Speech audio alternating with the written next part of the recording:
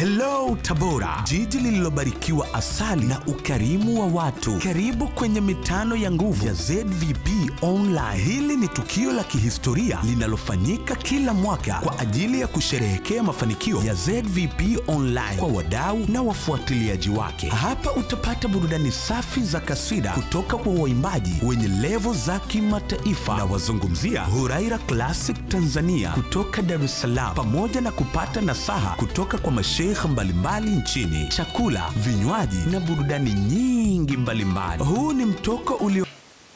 Mwenyezi Mungu Subhanahu wa Ta'ala anasema, itafuteni akhera kana kwamba mtaishi, yani itafuteni dunia kana kwamba mtaishi akhera, na itafuteni akhera kana kwamba mtakufa sasa hivi. Kauli hii ya Mtume sallallahu alayhi wasallama inamaanisha kwamba yote mawili yanahitajika. Dunia inahitajika na akhera inahitajika. Nyenzo ya kuipata akhera ni dunia. Mahali ambako unaweza kuiandaa shamba la kuvuna matunda ya akhera ni dunia. Kwa hiyo matumizi yako ya dunia ndivyo yatakavyoapia akhera yako. Matumizi yako ya dunia katika maisha ndiyo yatakayothibitisha akhera yako itakuwaje.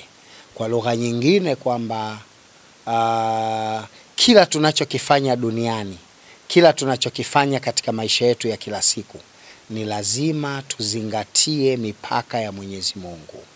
Mwenyezi Mungu Subhanahu wa Ta'ala ametuleta duniani akatuwekea mipaka ya maisha yetu.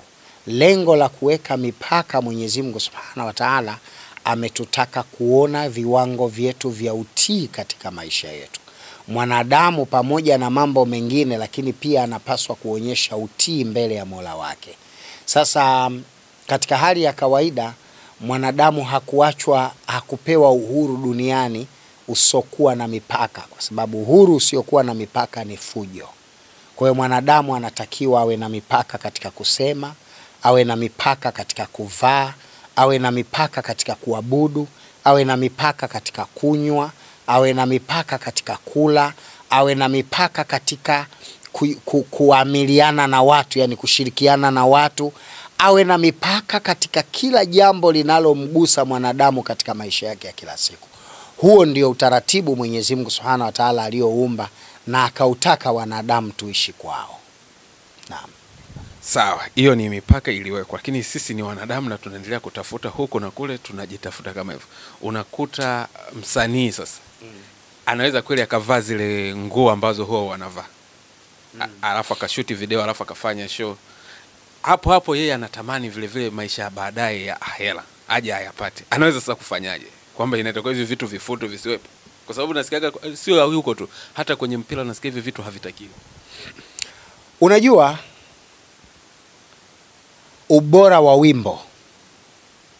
wa wimbo na thamani ya wimbo haina mahusiano na mtu kukaa uchi. Mvuto wa wimbo unatokana na content zilizomo katika wimbo. Tuna miziki ya dansi ambayo iliimbwa miaka mingi kidogo iliyopita, ambayo sasa hivi tunaiziita zilipendwa. Unaposikiliza tungo zile na nyimbo zile na ukaangalia video zao zile za VHS za zamani, cassette zile za kuzungusha, utagundua walikuwa wanavaa kimaadili. Hata kama ni mwanamke alisimama kwenye mavazi akivaa kimaadili, hata kama mwanamume alizivaa kimaadili. Mimi nakumbuka miaka ya 80, miongoni mwa waimbaji wa mwanzo kabisa walikuwa wanaimba muziki wa dance mwanamke. Katika waimbaji wa mwanzo katika muziki wa dance kulikuwa na bendi ilikuwa inaitwa Vijana Orchestra. Vijana Orchestra wakati wa zama za Hemedi Maneti, mmoja wa waimbaji wa mwanzo kabisa wanawake aliwahi kuimba muziki wa dance alikuwa anaitwa Kida Waziri, ambaye nadhani alikuwa mke wake pia. Na aliposikika akiimba kwa wakati ule, basi kuna watu, kile kitendo cha kuimba, sikwambii mavazi, kile kitendo cha kuimba tu wakati ule, kuna watu walilaani sana kwamba mwanamke unawezaje kutoa sauti yako kuimba, kwa sababu ilizoeleka waimbaji wengi ni wanamume. Kwa hata pale anapoimba kwa nafasi ya mwanamke, kwa lalamiko la tamshi la mwanamke, muimbaji lazima awe mwanamume. Aimbe kama mwanamke anayemlalamikia mumewe, au anayemlalamikia shemeji yake, au anayemlalamikia babake mkwe, na kadhalika na kadhalika na kadhalika. Sasa utandawazi ulipoongezeka, tulipoanza kuona tamaduni za Wamarekani na mataifa mengine ya Ulaya, mavazi yalipokuwa yanaonyeshwa kutoka katika hizo nchi, miziki inayotoka katika hizo nchi ilivyokuwa ikirekodiwa, wanawake wakivaa nusu uchi, wanamume wakivaa boxer zinaonekana, basi vijana wakajikuta wanaiga. Kwa sababu miongoni mwa wanamuziki wa mwanzo kabisa aliyevaa nusu uchi kwa kuonyesha boxer ya ndani alikuwa Tupac Shakur. Marehemu Tupac Shakur ndo miongoni mwa wanamuziki wa mwanzo kabisa alivaa boxer imeonekana, yani suruali kama ni bukta basi ilikuwa iko chini, alafu boxer ya ndani imeonekana. Na ilikuwa tunalaani, yani mtu anashangaa kuona tukio hilo. Ni jambo lilikuwa la ajabu. Nataka nikuambie kitu. Miaka yetu sisi hata picha za X walikuwa kuna watu maalum wanaangalia, tena kuna mashirika maalum ya kuonyesha filamu. Tena inaonyeshwa usiku kuanzia saa 6:30 mpaka alfajiri. Na hiyo X yenyewe kuna vitu unaona vingine huoni. Yaani ukisikia X unasikia romance. Kama tukio basi likiletwa hilo tukio lenyewe la jambo, inafikia mahala inakatishwa. Manake maadili yalikuwa yameshika nafasi kwa kiwango kikubwa sana. Utandawazi ukaja kuwaharibu vijana. Wakajikuta wanajifunza tamaduni zisizo za kwetu. Ikafikia mahala wakatokea wanamuziki wakaanza kukatika viuno hadharani. Zamani mwanamke alikuwa hawezi kukatika kiuno hadharani.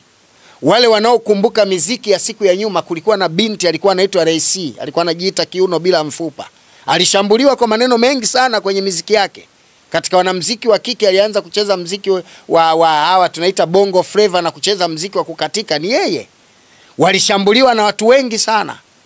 Historia inaonyesha hata baadaye alipokuja kuumwa, watu kama walimsusa fulani, lakini mwisho wa siku nadhani Mheshimiwa Jakaya Kikwete alisaidia kumtibu.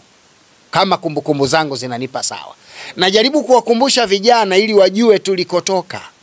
Haya ambayo leo vijana wanaishi nayo sio maisha ya tamaduni za Watanzania. Sio maisha ya tamaduni za Waafrika. Sasa swali ulioniuliza kwamba mwanamuziki au mtu mwingine yoyote anayetaka kuishi kimagharibi, anayetaka kuishi kishetani, anayetaka kuishi kwa kufuata utaratibu wa shetani na huku akitarajia akhera, atapata? Swali linakuja. Unaweza kulipwa mshahara na TANESCO hali ya kuwa sio muajiriwa? Kwa sababu tu umeamka asubuhi umekwenda kwenye nguzo za umeme umeshikashika transformer, mwisho wa mwezi utakwenda kupewa mshahara? Sio kila anayesema mfanyakazi wa TANESCO ni mlipwaji wa TANESCO. Hakuna mtu ataingia mbinguni au peponi kwa mapenzi yake. Utaingia peponi kwa kanuni na taratibu alizopanga Mungu. Ndio maana nikasema Mwenyezi Mungu ametuwekea mipaka. Sasa kucheza mziki na kukaa uchi ni vitu tofauti. Hizi ni fikra za kimagharibi zenye lengo la kumtukana na kumdhalilisha mwanamke. Na wanawake kwa slogan ya wa magharibi wamekubali kutukanwa. Ndiyo maana unaweza kuta mziki unaimbwa, wanamume wamevaa suti, mwanamke kavaa uchi. Jambo ambalo afadhali angevaa hiyo nusu uchi mwanamume, kwa sababu uchi wa mwanamume ni baina ya kitovu na magoti. Kama mavazi hayo angekuwa amevaa mwanamume hivyo ingekuwa bora zaidi, kwa sababu uchi wa mwanamke mwili wake wote ni uchi. Sasa mwanamke anapojiweka uchi amejidhalilisha mwenyewe. Mwanamke anapojiweka uchi amejidhalilisha mwenyewe. Mungu amemuumba mwanamke kama nyati, lakini wanawake wa leo wanaishi kama ng'ombe. Unaona tofauti yao? Mwenyezi Mungu amewaumba wanawake kwa thamani ya nyati, ila wanawake wengi wanaishi leo kwa thamani ya ng'ombe. Niambie wewe, kati ya nyati na ng'ombe mnyama gani watalii wanamlipia gharama ili kumuona? Kwa nini? Ile ya kwanza hapatikani kirahisi, amejificha polini, afu thamani yake nafikiri kwa sababu angalia nyati, ukienda mbugani umelipa kiingilio, umelipa ada za serikali zote, umelipa gari, ukifika mle mbugani uruhusiwi hata kushuka kwenye gari. Manake sio tu kumgusa, kushuka tu mahala anapokaa yeye huruhusiwi. Hivi ndivyo Mungu alitaka mwanamke awe na thamani hiyo. Ifikie mahali mwanamume kumgusa achukue muda. Mwanamume kumgusa awe na kibali. Kama ambavyo mwanamume au mwanadamu anatumia gharama kubwa kumuona nyati kwa vibali na gharama, ndivyo ambavyo Mungu alitaka mwanamume amuone mwanamke uchi wake na mwili wake kwa gharama. Lakini wanawake wa leo wako kama ng'ombe. Yani linafugwa tu nyumbani, ukitaka kulishika makalio unalishika, ukitaka kuligusa chuchu unalishika. Nani anaweza kukamua chuchu za nyati? Hayupo. Lakini chuchu za ng'ombe unachezea tu. Manake nini? Wanawake wa leo wako kama ng'ombe tu. Wamejiondoa thamani yao, wamejitukanisha wenyewe, wamejidhalilisha wenyewe. Vijana wa leo lazima maadili yachukue nafasi yake. Na ndio maana tumekuwa tukifundishwa sana swala la maadili. Niliwahi kusikia speech moja Mheshimiwa Rais mama yetu Daktari Samia Suluhu Hassan alipokuwa akizungumzia swala la ushoga na madhara ya jinsia moja. Anasema ni aibu miaka ya baadaye kuona mtoto wa kiume anamtambulisha mwanamume mwenzake kuwa mumewe. Tunalipeleka wapi taifa? Sasa shida kubwa inayotusumbua, matatizo makubwa yanayotukabili ni utandawazi, na vijana wameuvaa utandawazi, na vijana umewaweka wazi utandawazi. Hiyo ndo shida. Sasa sawa, unasema huwezi ukalipwa mshahara kwa kazi ambayo hujafanya. Tunakubali, lakini sasa unakuta kuna wale ambao kidogo wanajinyema. Tunaonaga mfano wa msanii mzuri kama Zuchu, huyu hapa huwa yeye kuna vitu ndio anakubali. Kwa mfano kwenye muziki wake anaweza kufanya kila kitu, lakini ikifika labda kwenye swala la mikataba ile ya kibiashara, mikataba inayohusu pombe huwa hagusi, mikataba ile inayohusu vilevi huwa haigusi, kwa sababu hataki hiyo, kwa sababu ya dini. Sasa lakini anajinyima, hakutakuwa na afadhali hapo kidogo, kwa sababu angalau anajinyima. Yani madhara anayoweza kuyafanya yakawa makubwa zaidi pengine kuliko hata huo mkataba wa pombe, kwa sababu mwanamke kukauchi ni mbaya zaidi, bora kunywa pombe. Kwa sababu hukumu ya Kiislamu, mwanamke yoyote anapoonyesha umbile lake, utupu wake, anaandikiwa zinaa na jicho la kila mwanamume linayemtazama. Sasa kipi bora? Yani kama unaweza kukataa mkataba wa pombe, kataa na mkataba wa kuwekwa uchi. Kwani ukivaa gauni refu ukiimba husikiki? Kinacholazimisha ukae uchi nini? Unamuuzia nani mwili wako? Unatafuta nini? Shida ni kwamba vijana wanaamua kumtengenezea mazingira Mwenyezi Mungu kuwe na dhambi poa na dhambi ya gharama. Wanaishi kama vile serikali zisizokuwa na dini. Serikali zisizokuwa na dini zinaharamisha yale yasiyo na faida na wao.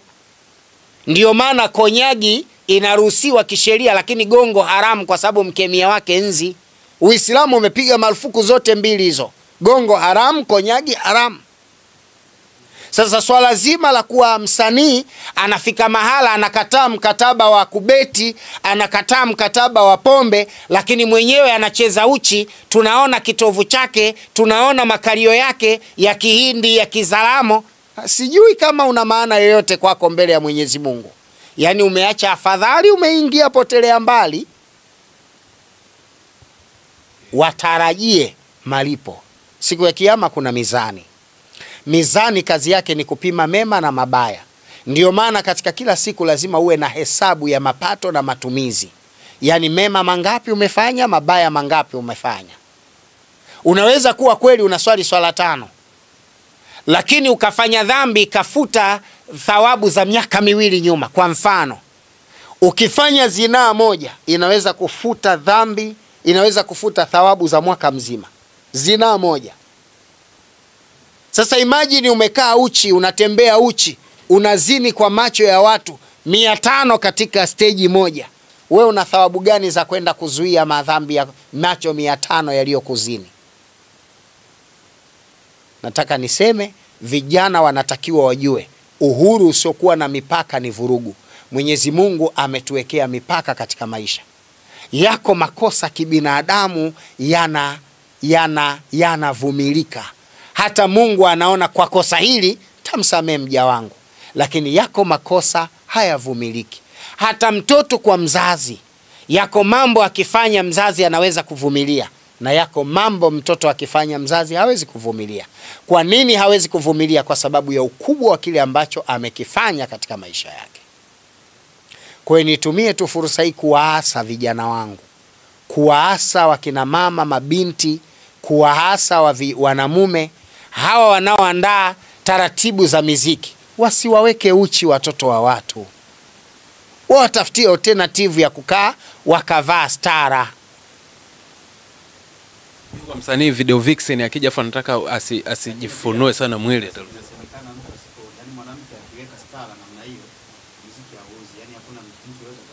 Sasa kinachouza sio mziki, ni uchi. Manake wanaokuandaa wanakuambia kwa slogan ya kuimba, ikiwa tatizo ni kwamba ukivaa stara ukiimba mziki hauwezi kuuzika. Tafsiri yake shetani ameutumia mziki kuwaweka uchi wanawake. Shetani anawatumia wanamume waridhike kuwaweka uchi wanawake kwa kigezo cha mziki. Sasa kama mziki hauziki, sasa swali linakuja, yule anayeangalia mziki anauangalia mziki, anauangalia uchi wako?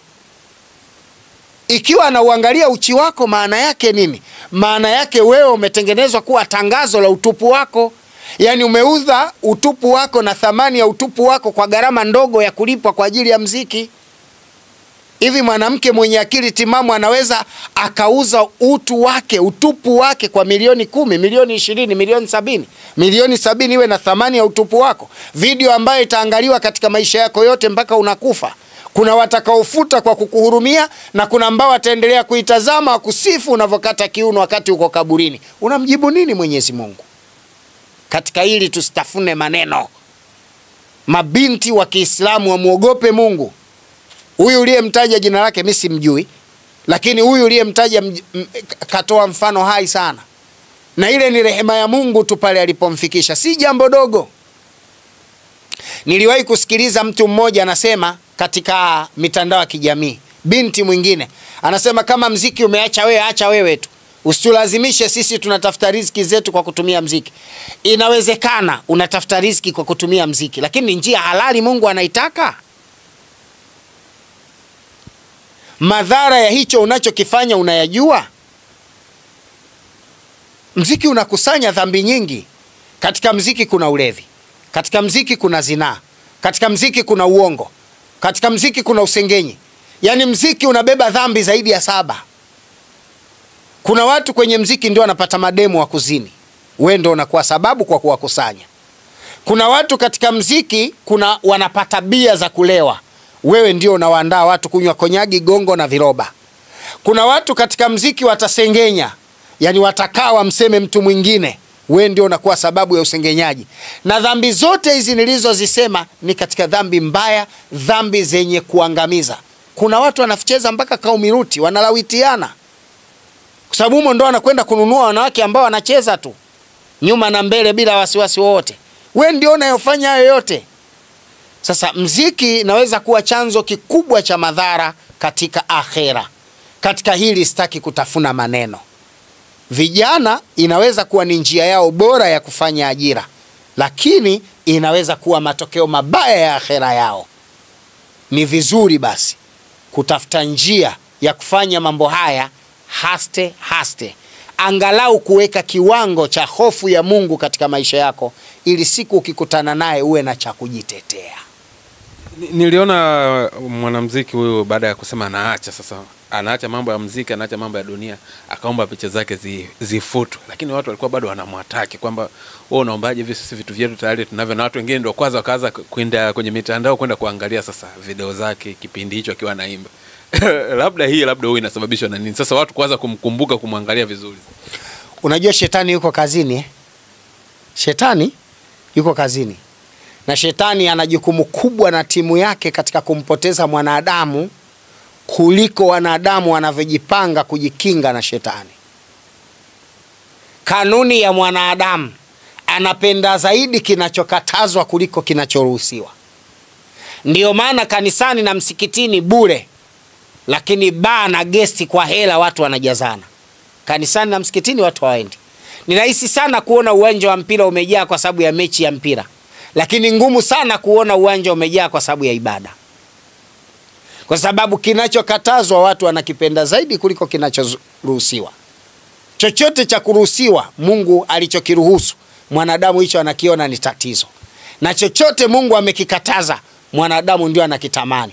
Yule dada aliposema futeni picha zangu, shetani yuko kazini kuanzia pale. Anataka kuwashawishi watu waone aliyokuwa akiyafanya. Lakini kuna kanuni moja katika Uislamu.